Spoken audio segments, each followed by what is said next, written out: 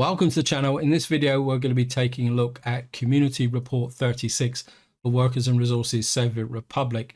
This was released on the 11th of October 2021, if you're watching this in the future. And this report concentrates purely on the updates and general tweaks and a few new features added to the 0.852 update, which is currently in the beta test thread on Steam. So what I'm going to do is I'm just going to read what the devs have said and just comment as we go through. Greeting, dear comrades of the Soviet Republic. It's less than 2 weeks ago, the week after the last report that we published, when we have released the 0.8.52 version of the game for public testing, and we already made good progress in fixing and tweaking the game during this time.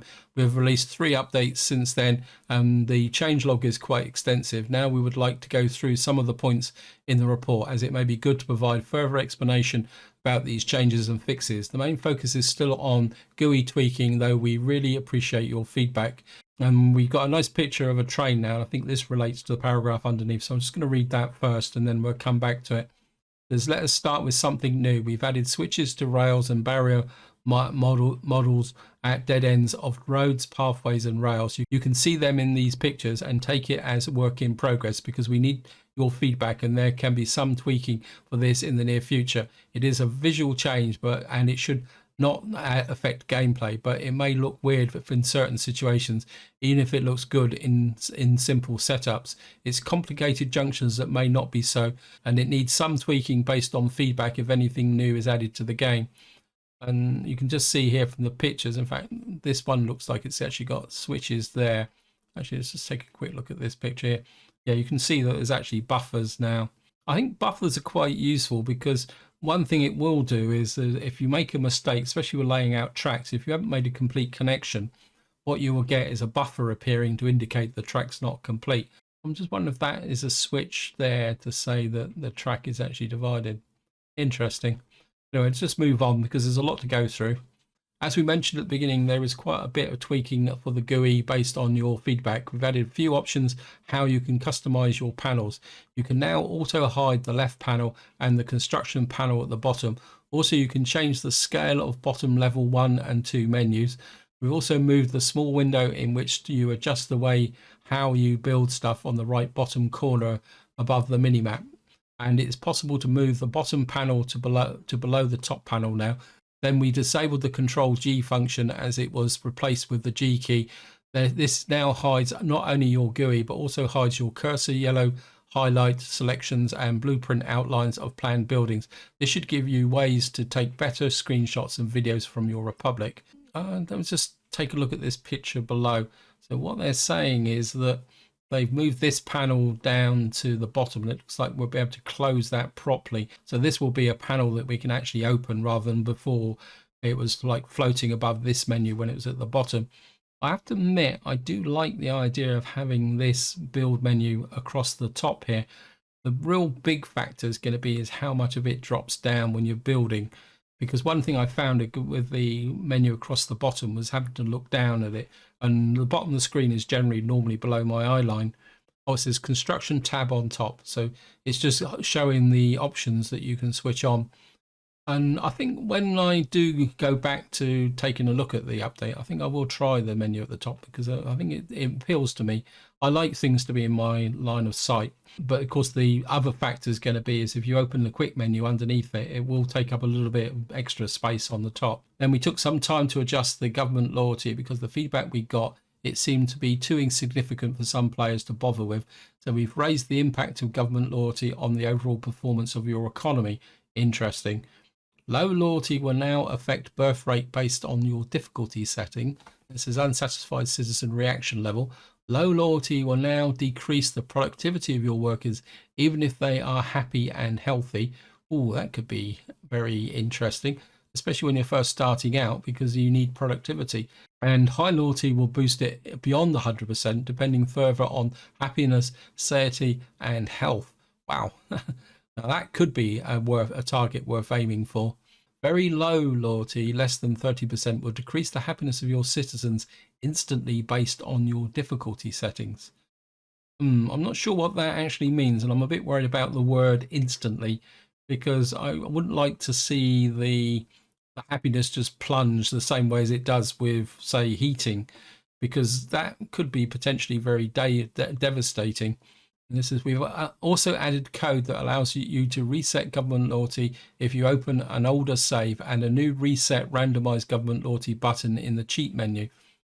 Now, when I looked at the new update, I automatically got 41%, which is the equivalent of a new start. So are they actually saying now that we've actually got to add the loyalty on somehow, possibly using the cheat button?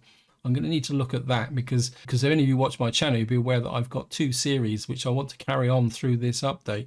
That could have some implications. Then the effect of loyalty on happiness was removed for citizens living in untouched old city buildings on pre-populated maps. Now, guess what this means is that if you have a pre-populated map and you're starting on it, and of course the population will be spread across the map, it means that you won't get that devastating drop in loyalty when you first start out. So we're just going to move down to the next paragraph. It says, besides these, the impacts of different ways the government loyalty was tweaked. Personal cars can now give a maximum of 75 to 85% loyalty based on the unsatisfied citizens' reaction level and the quality of the car. Radio broadcasts can help you gain up to 70-80% loyalty for citizens without personal cars, and 80-90% loyalty with those with personal cars. The only way you can gain 100% loyalty will be TV broadcasting, and it will be possible only for citizens with personal cars, as others will be limited to the range of 80-90%. There's the boost for citizens' loyalty from monuments is now 40 to 50% based on difficulty settings, and the effect of monuments is decreased by 20%. So look, I would guess that 40% is if you're playing on hard mode and 50% is if you play on easy mode. And I'm assuming that the mention of 20% decrease is actually the effect of the monuments. So obviously the monuments look like they were a bit OP and they've nerfed it. It says you will also be able to see workers' productivity in the workers window, and there will be a warning notification about low loyalty. Now that could be quite useful, although I'm not too sure how the notification would work if you haven't got your secret police operating. That's something that we're going to need to look at. And then I think it's quite important to emphasize that, as the devs already said, that this is very much a work in progress. So moving down to the next paragraph, it says, from other changes they may be interesting to talk about, we can mention that we've lowered the distance you can place buildings next to road, and the middle distance which allows you to connect roads and rails. Previously it was at least 10 meters, now it will be 5 meters, but it still depends on terrain, as you may not get the shortest distance while building on a slope. Then we fixed the problem with possibility of placing buildings too close to each other on hillside when the terrain was burying the existing building during flattening. It may also added warning messages about fuel to harbours and terminals, and warnings for construction windows in case of road connection is needed for the construction and is missing. Another thing that will solve some issues is about ship refueling. Now ships will refuel at each stop on the schedule if there is fuel available. And finally, the ship with fuel coming into a pumping harbour without fuel is able to refuel itself even if there's no fuel available in the harbour initially. Yeah, that is quite a big one, the one at the bottom here, because I had that in my Divided series. And what was happening is the ships that were transporting fuel had a full cargo of fuel, but they wouldn't unload because they had no fuel. So that being fixed is quite a big thing. I want to take a quick look at these pictures. So this is showing the connections, and I think probably the building ones here are, yeah, this is the old, what used to happen in the past. You couldn't get the connection there. You could place the buildings, but you couldn't get the road connection. So it looks like they fixed that. Although one of the problems with these very short connections is if you're building manually, you got to remember is that your bulldozers won't build on these, so you're going to need workers. And of course, these 3 pictures here show, was always a bit of a bugbear I found, and you can see here you've got the new stops where you've got a little gap. Quite often when you've deleted, say, a connection, and then it wouldn't let you connect the track back up again. So being able to do that will make a big difference, because it used to really annoy me, especially if you built all the track. You had to demolish the track to actually get it set in. So it's just moving down to this next paragraph. It says, Another set of issues were connected to new yellow route signals. We thank all of you who provided feedback and the saves with issues, because it helped us tackle some problems that we were not able to create on our own. The new route signals uses a block reservation system. It should stop a train when there is another train heading to a certain block. Of course, there were unnecessary delays and deadlocks for some of you because not everything worked as intended, but some trains were waiting on yellow signals even if they should not. There may still be issues, and we can hope that you can fix them as soon as we are able to identify them with your help. Now, I'll be completely honest, I'm assuming that there's a yellow signal working on track. They haven't given an example, so I'm going to put a pass on that. If any of you guys know what that paragraph actually means, feel free to chuck it in the comments. I'm going to just have a quick look at the pictures to see. Oh, this is a tool measurement. Okay. Tool measurement across terrain, elevation profile. So let's see what this paragraph says then. Then we have something that is not mentioned in any changelog yet. It's already present in the game. We've added a new measurement tool that you can find in a terraforming sub-menu.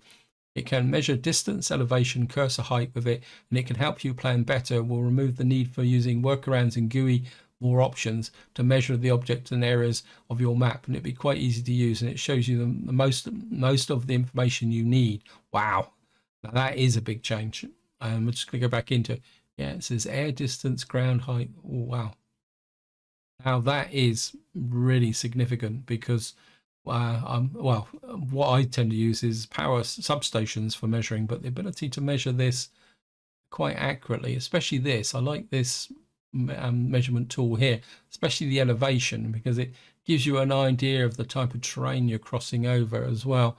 There's a type of road type on build, possibly on ground with bridge, so it actually even makes suggestions. Wow, that is going to be quite a big quality of life improvement for planning.